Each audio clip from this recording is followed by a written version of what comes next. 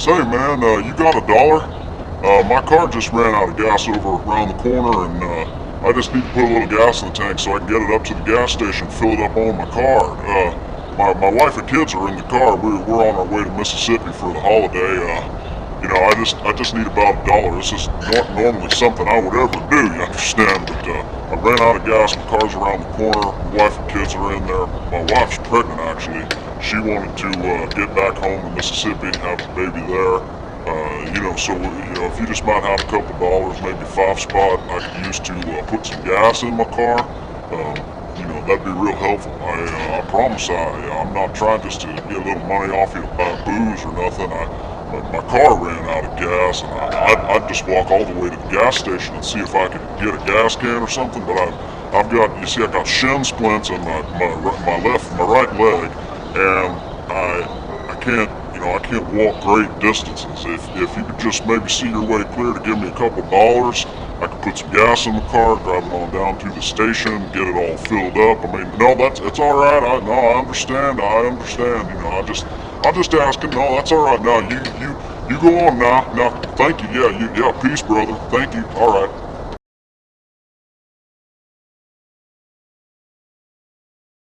I'm a lion, see? King of the jungle, right? All I gotta do is lay about the place and roar! I can count on the little women to do all the hunting, all the killing, all the cleaning, preparing of the food. It's a great life. Trust me, it's a great life. King of the jungle, roar! But there's a downside. Sure, I'm king of the jungle right now, and all I have to do is lay around and roar!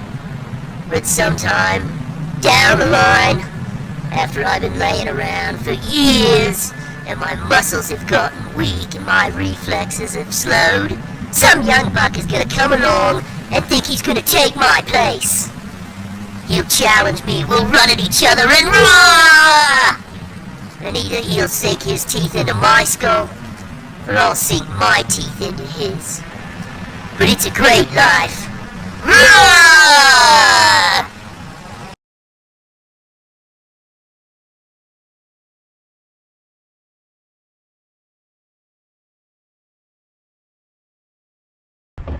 I am so ready for spring break. I just had to turn in a 22-page paper today on modern Irish literature. Before that, I had a project, and before that, I had a 12-page paper I had to turn in. The 12-page paper, I had to write about romanticism.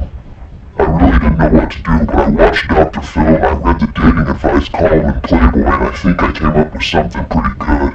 I had some quotes from Romeo and Juliet in there. And then I had to do a massive project. I had to pick a play and do a set design. So I picked Waiting for Godot, and I turned in a piece of black construction paper and a flashlight. The 22-page paper on modern Irish drama really had me stumped, so I drank about 6 or 7 pints of Guinness, and I started talking to this Irish guy at a bar, and I wrote down everything he said. I even put him in my bibliography, so I'm hoping that that'll take care of it. Right now I'm just so tired, I don't think I can do any more work. I gotta go home and get some sleep.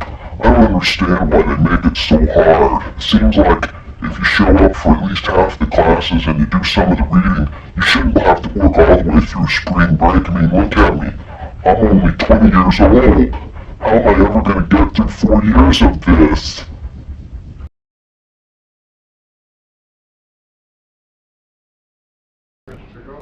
Thing is, I've never been to see by a building before. We all piled into the van, and I had all my pockets stuffed with food, and I had a couple cans of beer stuffed down the waist of my pants. So we got there and kind of noticed something was a little bit off right away. So I looked around. Seems like we was the only group of long-haired people climbing out of a van in the whole parking lot.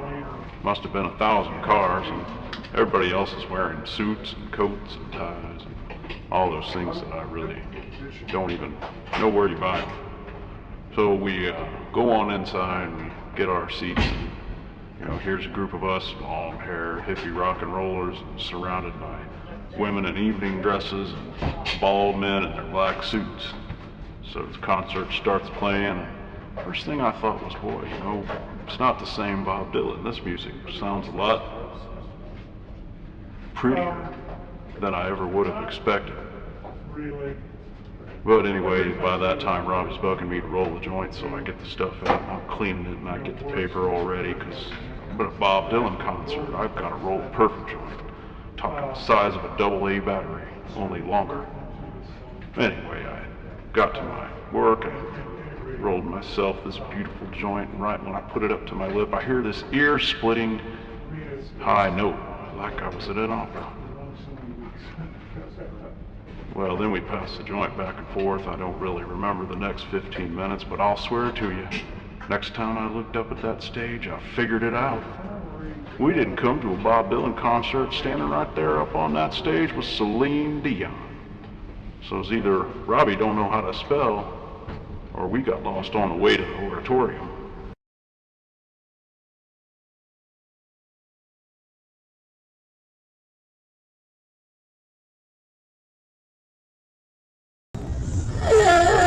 Can I get in to see the doctor? I've been waiting about a half an hour. I don't have any insurance, but I can pay. I've got money. Maybe can I get just maybe a towel or maybe Band-Aid? How about maybe like a painkiller, a Band-Aid, or maybe some iodine, something I can kind of clean this up a little bit. I'm late for work.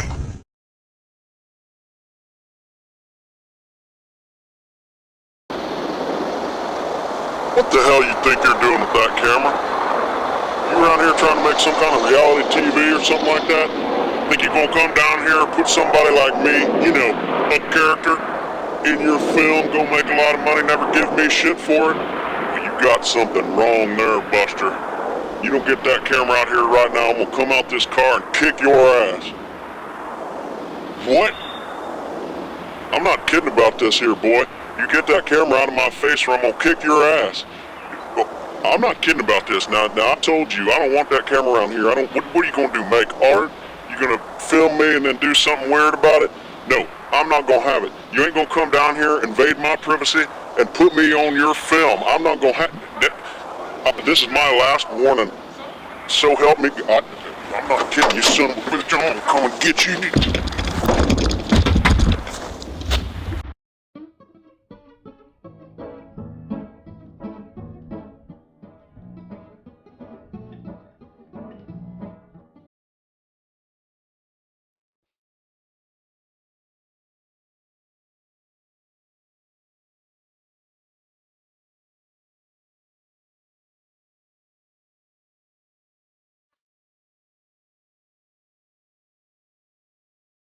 He stuck his nose up a little girl's dress and tried to